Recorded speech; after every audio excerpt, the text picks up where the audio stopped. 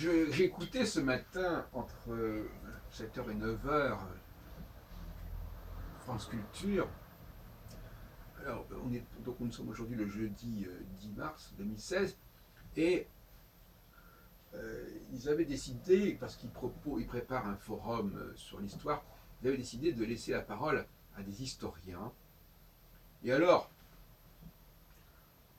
c'était assez effrayant comme situation, parce que chacun de ces historiens a lu un texte, c'était mortel. Euh, on voyait très bien, c'était à la radio, mais on voyait très bien qu'ils lisaient un texte. Et ça renvoie. Alors pendant 1 heure, on ne faisait que lire des textes à la radio.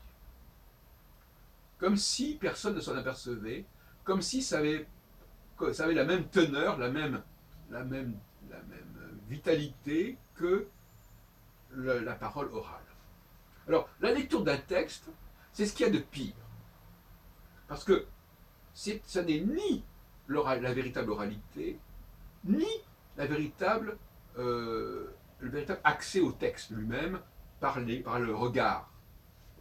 Or, euh, là, nous avons les inconvénients des deux côtés. Parce qu'il n'est pas facile de capter un texte, de se concentrer sur un texte, qui est lu d'ailleurs à toute vitesse. Et d'autre part, c'est un texte qui est écrit, mais qu'on ne peut pas lire tranquillement, comme on fait généralement quand on lit un texte écrit. On lit pour soi-même. Parce que le mot lire a deux sens complètement différents en français, d'ailleurs dans d'autres langues. Lire, je lis ce texte et je le lis à voix haute. On peut dire aussi, pouvez-vous lire ce texte?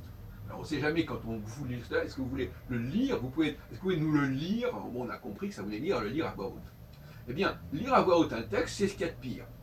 Parce que euh, un texte qui est quelque chose qui est parlé directement, bon, euh, c'est vrai que c'est pas toujours facile de saisir, mais c'est beaucoup plus agréable que d'entendre quelqu'un qui vous lit un texte.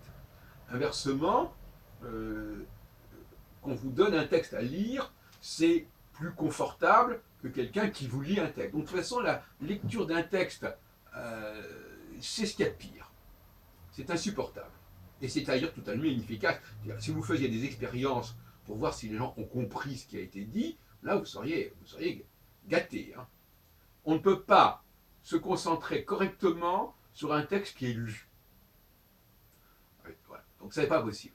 Soit la personne s'exprime, et là il y a une sorte de quelque chose de vivant, soit on vous donne un texte qui est mort mais qui ne bouge pas et que vous prenez le temps de lire à votre rythme. Mais cette formule-là, je suis très surpris que France Culture se laisse aller à ce genre d'expédient. Cela dit, euh, nous avons là la preuve d'une dégradation lamentable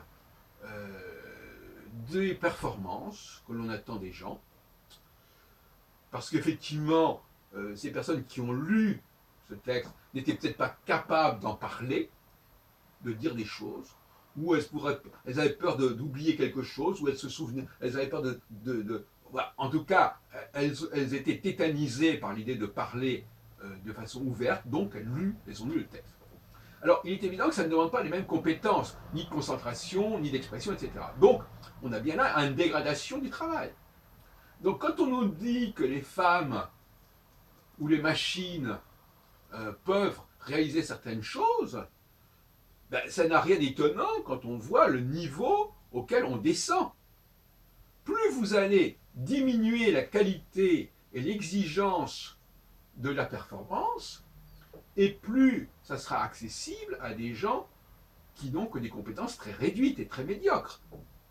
Les machines, les femmes, les étrangers dans une société, c'est pas une question de xénophobie, mais un étranger dans une société, il a des performances médiocres, il a une captation médiocre. Bon, c'est pas un stigmate, c'est comme ça. Il l'a choisi, ou ça lui a été imposé, mais on ne peut pas non plus le nier. On n'est pas dans le déni ici. Hein. Bon. Donc, la dégradation Dégradation, c'est une expression de façon de parler.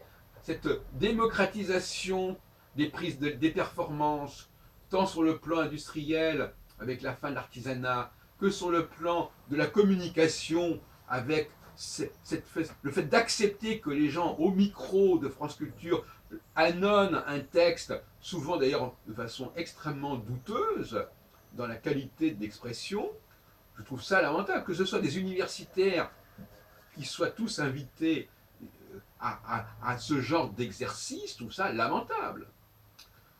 Donc il y a là un problème, mais c'est un problème de société beaucoup plus global. Savoir, mettez la barre de plus en plus bas, et vous pourrez toujours dire qu'il y a une égalité, que les gens sont pareils, effectivement, et qu'ils sont interchangeables. Mettez la barre plus haut, et eh bien cette espèce de mythe égalitaire, il va éclater.